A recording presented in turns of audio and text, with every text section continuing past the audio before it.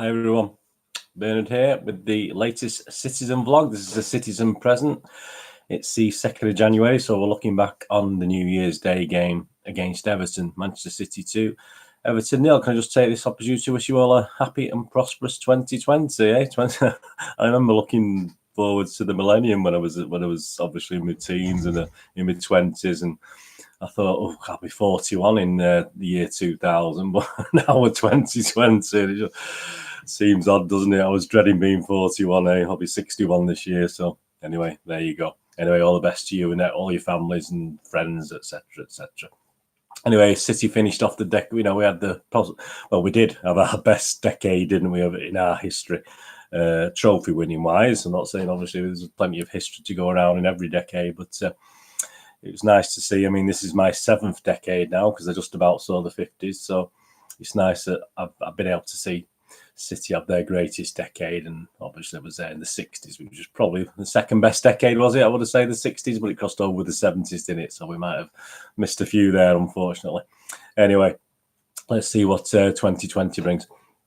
All right, City versus Everton. We're going to have a look at that. Then we're going to have a quick look at obviously Stuart Brennan watch, check his player ratings and my own player ratings, and a quick look at Twitterverse and a brief look at the Port Vale game, the FA Cup game coming up on Saturday at 5:31 p.m. So we get an extra minute. You get an extra minute in the pub. What's that about? I have no idea. Anyway, I'm sure there is an explanation, but I've probably been told it and forgot. Right, City and Everton. The stats for the game: 65% City, 35% Everton, 16 shots for City with 7 on target, 7 shots with Everton for 2 on target, only 3 corners for City against 6 for Everton. Crowd 54,407. Yeah, I mean, the crowd watch was a bit first. I mean, Everton aren't the greatest away support. They don't seem to have many songs, and you just hear the Everton and all that. That's it. But I've never been impressed with Everton's away support. It's never really that loud at the Etihad. Perhaps it's because they're very, because they have won a few games over the years, haven't they? But I'm never impressed with Everton's support. They're a bit similar to the Merseyside rivals. They're never really loud at the Etihad Stadium, or even I can't even remember back when Main Road where they were. So they were really bad yesterday. City weren't too bad. The fans, first half it was a bit quietish. There's a lot of people around me I didn't recognise, obviously in the singing section, but. I know I did obviously shout my head off yesterday again and sing, but second half was a bit better. Atmosphere was a little bit better second half, obviously probably in line with going a couple of goals ahead. But yeah, it wasn't the greatest atmosphere yesterday. A lot more empty seats than there were against Sheffield United the other day, so it didn't look great on the telly. Quite a few little, not big blocks, but obviously little seats dotted around. So the 54,407, I think it was 100 officially less than Sheffield United, but I don't think all those turned up. Anyway, on to the teams. City's team, it was unusual, wasn't it? Bravo, Cancelo, Garcia, Fernandinho, Mendy, Rodri, Gundogan, Foden, Mahrez, Jesus, and KDB. I mean, yes, it did surprise me. I was quite interested to what he was going to play, and obviously he did ended up playing 3 at the back, didn't he? Which he's done before, which worked quite well because obviously he was using Mendy and Cancelo as wing backs, and Rodri sort of filled into the defensive role rather than a defensive midfield role. So it was quite good. It's nice to see Pep messing. It's nice to see Pep doing these little tweaks now, isn't it? He seems to be a bit stayed and in his usual thing up to a few games ago. I think now he's probably accepted. I think he's accepted. We've probably all accepted a few games ago Liverpool were going to win the league, but I think he's given himself a little bit more play now, a little bit more playing about with the team and tactics now, because he knows obviously he wants top 4. Obviously, we want to finish second, don't we? At worst, so. But I think he's beginning to tinker a little bit, and I'm glad because his cough's not getting his cough's getting worse. But this is a bit of a pet watch now. His cough's getting worse, but he is tinkering a little bit and messing about, which is good to see. That's a positive sign. It's been very mixed, hasn't it, with Pep anyway? So that was an unusual team. And obviously, we had Bravo in net. We had the Chilean hologram, as some cruelly call him, back in net again. And I believe Edison was unwell. I mean, I initially thought he'd been dropped, and I suppose from a manager's point of view, after his error at Wolves, it would have been probably right to drop him. But, Bravo obviously kept a clean sheet against Sheffield. So why not? But I heard he was actually poorly. So, but yeah, I wouldn't have been surprised he'd been dropped because Pep's that sort of guy, isn't he? And it's the only, perhaps it would help Ederson learn. I don't know, but hey, it doesn't matter, does it? The rumours are that it was an illness anyway. So how do we go? I mean, I'll talk about the first half. It's funny. I've been watching the highlights. It looks a lot better on the highlights than I remember during the game. I mean, they did have an early chance, Everton, and it did pull off a great save. Was it Sigurdsson to Coleman? A good little move, and it was a really good. I think Fernandinho was caught playing Coleman onside. And it was a good little save from Bravo. I'm not going to say it's fantastic. Some people have pointed out, obviously, his error and obviously the good save and say, oh, you forget about these things. But it was a standard goalkeeper save. As I said, for tiny Bravo, yeah, it probably was a good save. You know, he actually looked a little bit bigger than he normally looks in goal for that one, which is unusual because I said he always looks tiny in goal. But that wasn't a bad save. It was okay. It was bog standard save. I'm not going to go rave over it. It certainly didn't make up for his cock up later, but we'll get onto that. Obviously, then quite soon after that, we had the disallowed goal, which was, correct. It was correct. Disallowed. Cancelo was offside, not just by a dotted line. He was offside by, probably in this day and age, that's a mile, isn't it? I mean, that's a mile offside. So yeah, he was offside, but it's not the fact it was correct. It's just the messing about and the time it took to decide, and we were clueless. Really, we saw the goal on replay, and obviously from the cross from Cancelo, I think it was from Mahrez was Mahrez was offside. Well, whoever was offside anyway, it doesn't matter who was offside. I mean, the crossing, all we saw on the replay was the crossing, the goal scored by Foden. He enjoyed that, didn't he, as well? And it was such a shame. So that, even though the decision was right, it's just the way they go about it with this VAR. It's just demoralising. It really is demoralising.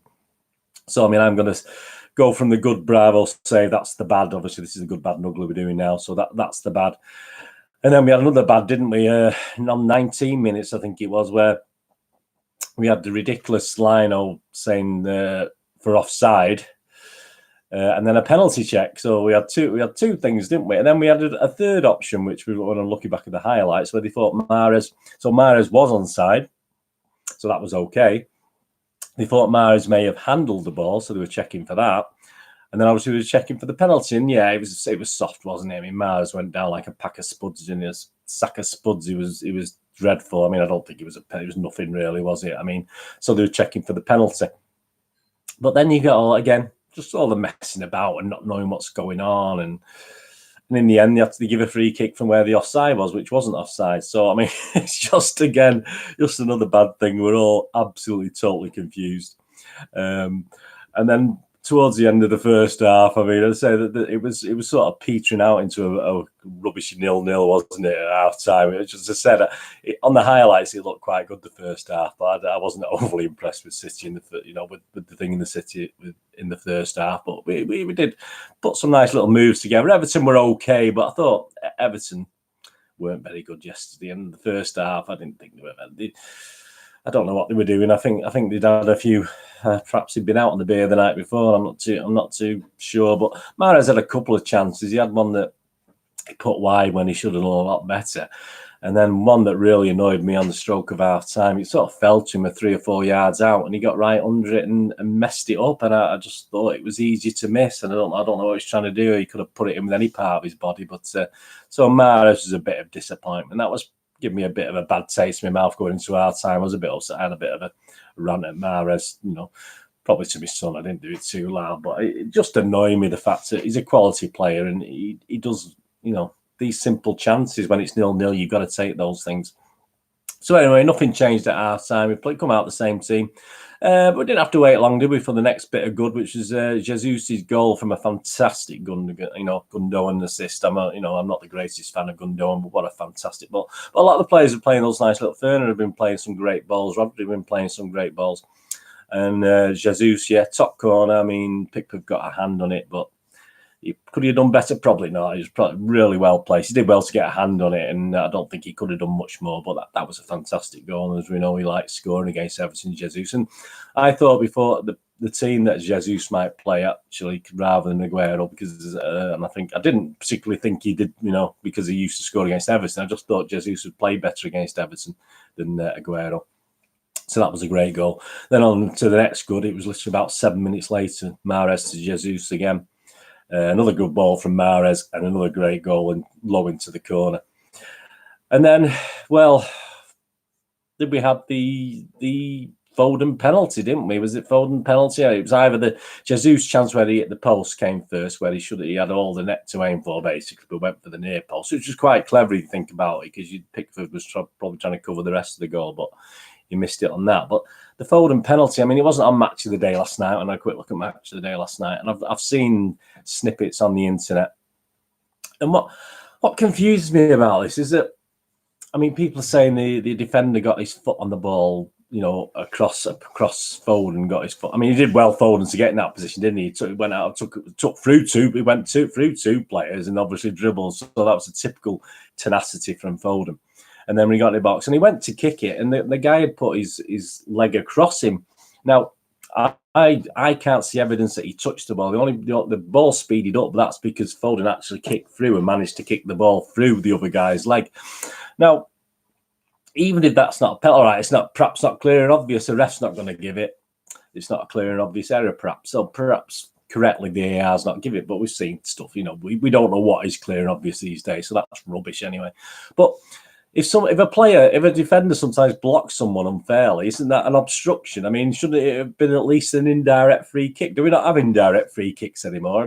I never see an indirect free kick. Is it not a rule for indirect? So if he blocks the player shooting with his leg, to me, it's like blocking with the body, isn't it? I mean, it should be at least an indirect free kick from what? 8, you know, was it 12 yards out, something like that? So should it be at least an indirect free kick? It totally confuses me. As I said, it probably wasn't clear and obvious, but I don't understand the rules. I mean, I don't understand the VAR rules. I still don't understand the old rules. What's changed with the old rules compared to the new rules? It's just confusing. So it would have been nice to see an indirect free kick. As I said, I don't think we really see them much these days, do we? And then we go on to a good and then the ugly. I mean, we've got the Richarlison goal. I mean, 71 minutes. Bravo. Sat Calvert-Lewin down, didn't he? I mean, he superb, absolutely fantastic. And then he just absolutely messes up with his.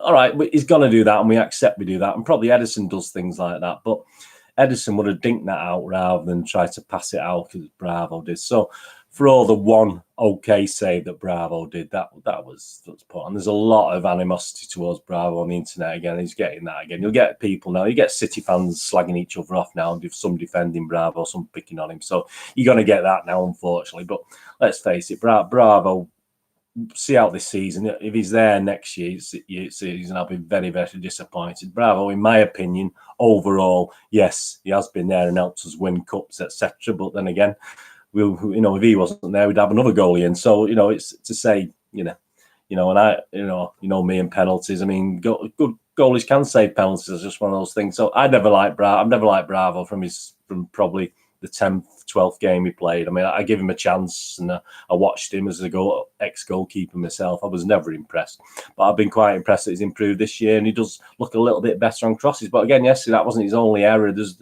at least a couple of things where he should have come for the ball, and he didn't. He just stayed on his line, where fortunately Everton weren't good enough to finish it off. But no, I'm not a Bravo fan, but I'm not going to slag him off. He was the City goalkeeper, and we have to get behind him. But there is that animosity is coming back on Twitter now against him, which was there a couple of years ago. And you're going to see blue on blue now. You're going to see a lot of aggravated. Oh, you shouldn't be picking it on. So that's an ugly side from his poor pass out, which, as I said, the way we play can happen. But after he did such a good sitting the player down after that, I mean, that was just very annoying. And he let him back in it, and they were never really in it, Everton. They never even looked interested at 1-0, 2-0. They weren't bothered, Everton. They looked a poor, not the Everton team I'm used to seeing. I don't know what was happening yesterday, whether they were tired. Perhaps all teams are tired now, and that's why City are doing better in the second halves against Sheffield and Everton. We're a bit fitter overall, perhaps mentally now as well. We're perhaps a little bit fitter and clever in these teams, and we do knock it around nicely at times, which we did again yesterday. Because after that Richarlison goal, I mean, Keane did a dramatic thing. It wasn't an overhead kick, was it? We tried a volley that was absolutely miles wide. Then Jesus hit the post. So yeah, it was a bit later in the game. Then he hit the post when he perhaps could have put it away at 3-1. Again, it would have been nice. Although I did predict a 2-1 win, so I was quite happy at the end of the day. But so obviously Jesus hit the post. Then we had the substitute Silva for Foden.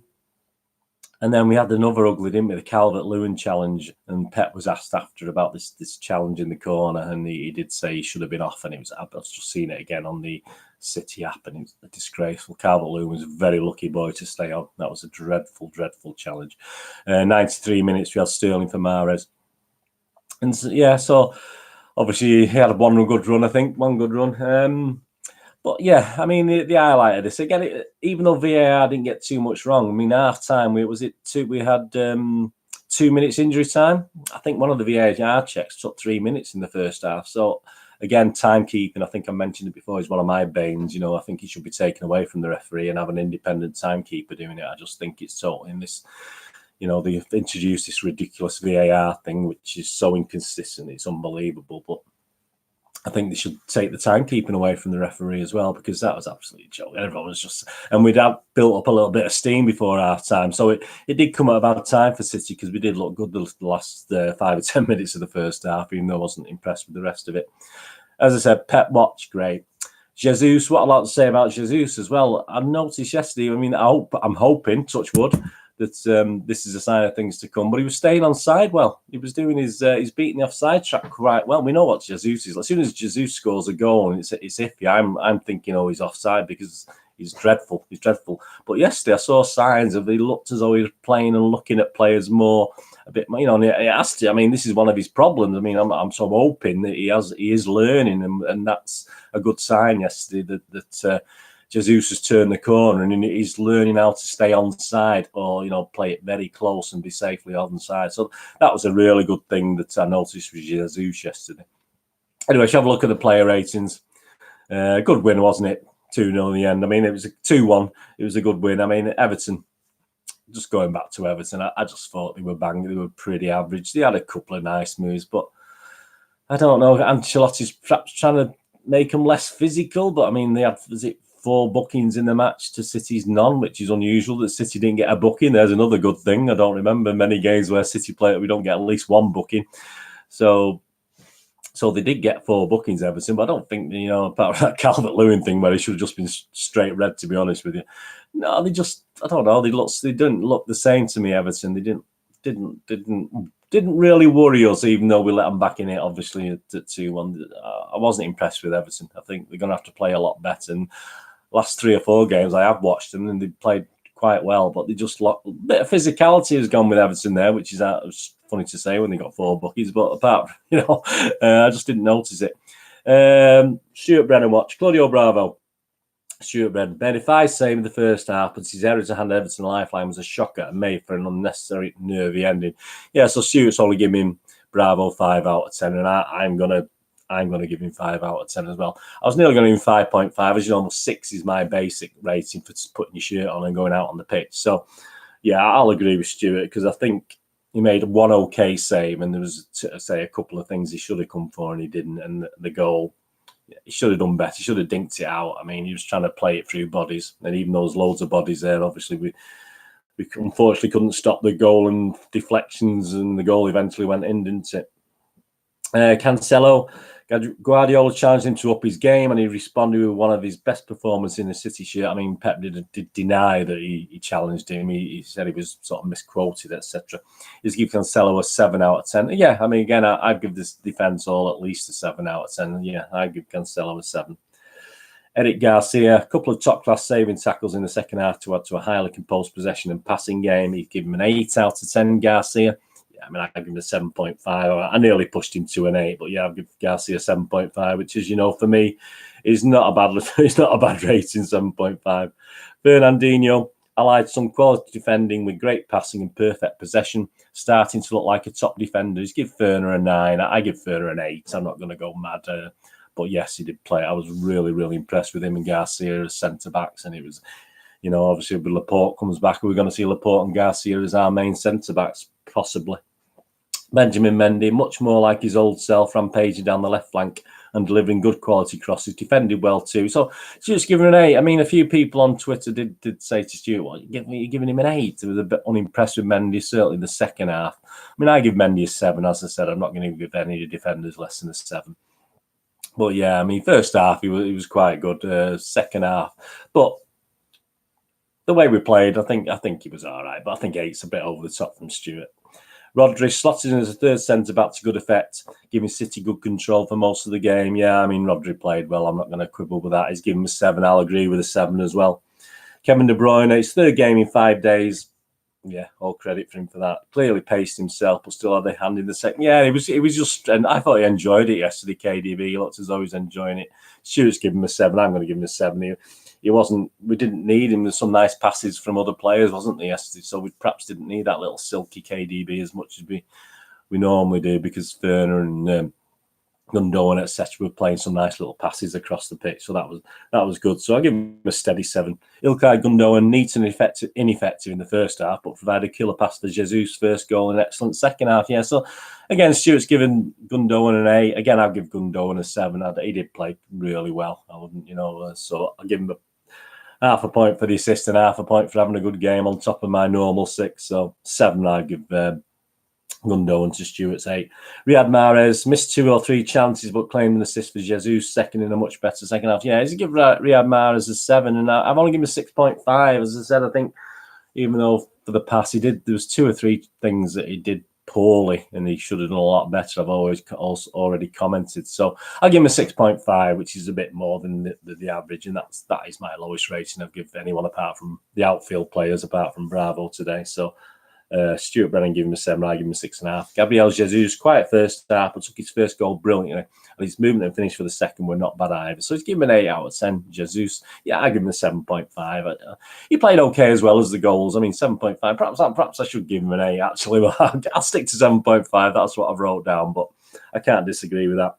Phil Foden, unlucky to have an early goal disallowed, but he was perking incisive throughout the game. He's given him a 7. Yeah, I mean, I give him a 7 as well, which is the bog standard stuff, isn't it, for a good game for me, for players. So yeah, I give Foden 7. And the subs, they weren't not really on long enough, the subs, were they? So we've not done that. But overall, team wise, 7 to 7.5. I think yesterday. Pep, I'll give an 8 yesterday as well for his score, 8 out of 10. So I have a couple of things on Twitter that have cropped up. Obviously, with the end of the year, they're coming out with various things. At your MCFC, most Premier League assists in the last decade. Number 1, David Silva with 89. Number 2, Eriksen, 62. Number 3, Kevin De Bruyne with 58.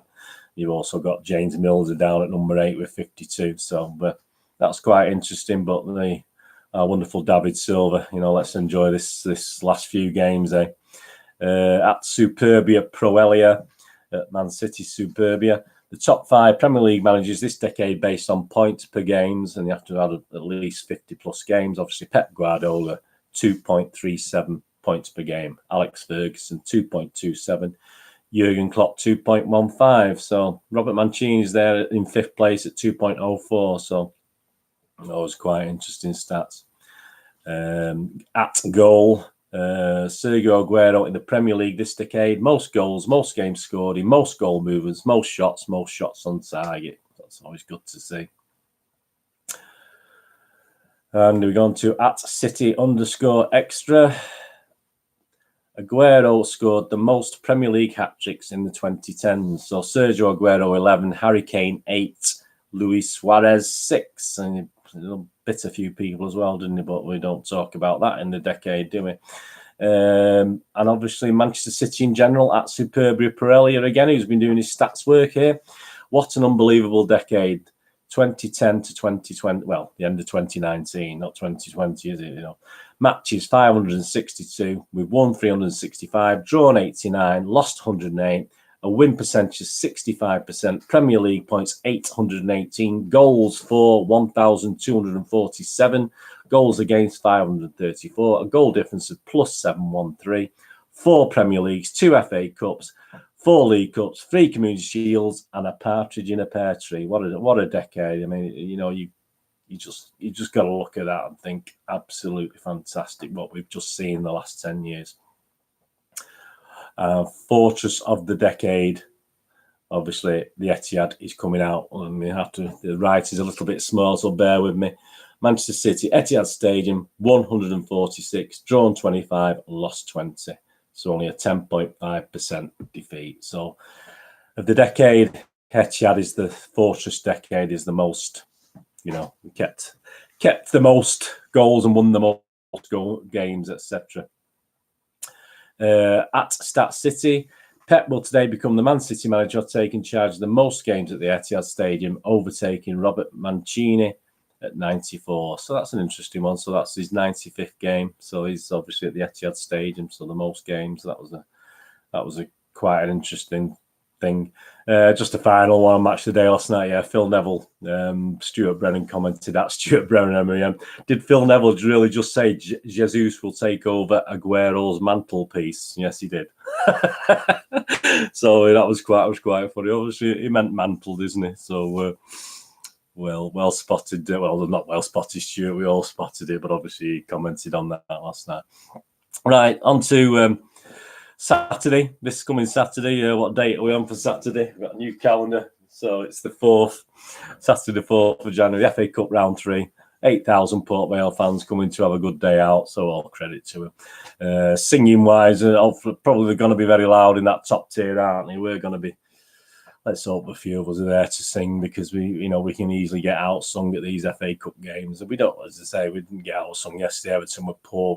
There's not many away fans actually outsing us at the Etihad, even when we're not noisy. But there you go. Anyway, Port Vale are coming to win the match. City are 1-16 on. The draw is 20-1, and Port Vale to win the game is 60-1. And City are current 3-1 clear favourites to win the FA Cup again and retain our FA Cup. Let's face it, Port Vale are 5,000-1. So if you've got a League Two team, League 10th in Football League Two. If you've got a League Two team playing the team's favourites to win the FA Cup, they're not going to be great odds, are they? But hey, we should. The 10th in Division 2, Port Vale, they're okay. They're a bit middling. I mean, they've won 8, drawn 11 and lost 6 so far this season. So they're a bit of draw specialists. I mean, they're not going to be afraid of anything. I'm not going to be afraid of it. What'll be interesting to me is what team we're going to play, to be honest with you, Port Vale. Let's face it, we should be quite comfortable with making a few changes. But you look at who played yesterday and who's on the bench, etc. I mean, would he bring any youngsters into it? I mean, I wouldn't be surprised if he doesn't bring Taylor Harwood-Bellis into it. But I think he's probably going to give Sergio a game. He needs to get Sergio up to fitness, doesn't he, for this one? So I think, will he stick with Bravo? Let's just go through, I think, the 11. I'm not sure the formation will play, because I think he's going to give, I would imagine he's going to give Rodri and Ferner a rest this week, so we don't have a real defensive midfielder, but that's obviously he's got Gundogan, who I think he'll start the game. So I think he'll go Bravo, unless he thinks Edison needs a game as well enough. But why not Carson? Why not give Scott Carson a game? I wouldn't have thought I'd say that at the start of the season. But I don't think Carson will do any worse than Bravo. But because Bravo's normally our cup keeper, I think he's going to start Bravo. Will he start Walker? No, I think Cancelo again. He'll probably start Cancelo again, and he'll probably bring Otamendi back in, won't he? He obviously brought Mendy back in, even though he's disappointed with him at Wolverhampton. So he's not holding any grudges at the moment, Pep. Perhaps Otamendi beside Taylor Harwood-Bellis. I mean, Garcia may be up for another game. Again, it depends how they come out yesterday. And then obviously, I think you'll play Angelino. I think Angelino will get a game as well on the left-hand side with Gundogan in there and holding midfielder. And Zinchenko, I think Zinchenko will get a game in midfield as well. Why not? I think he did that in the last cup game, didn't he, against Oxford? David Silva probably needs a game, so will he play David Silva potentially? Bernardo missed out yesterday, so no reason why Bernardo won't play. Sergio, as I said, no reason why he won't play. And perhaps, Foden. Let's play Foden again. He's not been playing many games, has he? So there's no reason why Foden shouldn't play. So that's really my 11. Bravo, Cancelo, Otamendi, Taylor Harwood-Bellis, Zinchenko, Angelino, Gundogan, Silva, Bernardo, Sergio, and Foden. Let me know what you think about that. I mean, I think that's his 11. As I said, how he's going to play, I don't know. I don't know how Port Vale play, whether they put men behind the ball or whatever, and we need to try and break them down. But obviously we've got David and Bernardo there, so they can actually do the job, and we've got Foden working hard. So I think that's a strong team, isn't it? I can't see any more youngsters coming in. That Braff lad might be on the bench. I'm not too sure, but I can't see any other youngsters coming in. That'll probably be the 11 for that. So that's the FA Cup start defence of our FA Cup title. Eh? Like we obviously carry on the League Cup one soon, don't we? So a lot of games in January coming up. Hope you enjoy this. Please check with the Citizen vlogs for City Past. Obviously, we're looking at January 1977. I've recently done a City quiz as well, so please get over. All the links are below in the comments. Please push the old subscribe button, bell notifications when these vlogs are going out. And my thanks to my website, moviegamenostalgia.com, where obviously I earn the money to allow me time to do these sort of things for the Citizen vlog. Please have a look at that, moviegamenostalgia.com. If you're into movies, board games, posters, have a look through that, and obviously check the various vlogs on the playlist for film reviews, board game reviews, and specials on posters and actors. I did a recent poster special on Ben Affleck with a look at the posters I've got for Ben Affleck movies. So please have a look at that if you get a chance. I'll be back on Sunday with a look back at this Port Vale FA Cup game, and hopefully we'll be on to the 4th round, and I'll have more information then on who we might be playing. I'm not sure when the draw is. It would normally be Sunday unless it's a Monday game as well, and then it end up being Monday night. But hopefully we'll know who we're playing, but if not, we'll sort it out, won't we? On to Port Vale. Anyway, thank you so much. Just before I go, obviously that was the programme for yesterday. Fantastic. Francis Lee, that's a great picture. Again, it's a picture, which I like, as you know, I don't like the artwork. And what I like about the Gary James thing in the middle now is the 125-year timeline. It's into the 60s, so it's into the time I started going as a lad. So I do like my history, but it's nice to look at City history that's obviously relevant to you and people who lived in that era, that decade, as I said, the 60s, and another great decade for City as the 70s were. So that was great to see in the programme yesterday from Gary James, and he does some good stuff. I always look forward to that, and now it's more relevant to us. I mean, it's the 60s and obviously next week we'll go into the 70s, and a lot of people start remembering things now. A lot of you are too young, but still old buggers like me will start remembering things. It's nice to be part of the history, because we were there really, so we are part of the history in a way. You know, we can remember things, and it's nice when you're actually there and you can talk about things you've seen. Anyway, that's Citizen Past. Please check those out on the playlist and have a look at those. Some really good, interesting stuff on there on City and past players, etc., etc. Anyway, thank you so much for watching. As I said again, have a great 2020. I'll hopefully see you all again on Sunday. Whatever you do the rest of your day, have a great one. Look after yourself, look after your friends, and also look after your family. That's the most important. And I'll see you all again very soon. Thanks for watching. Bye-bye.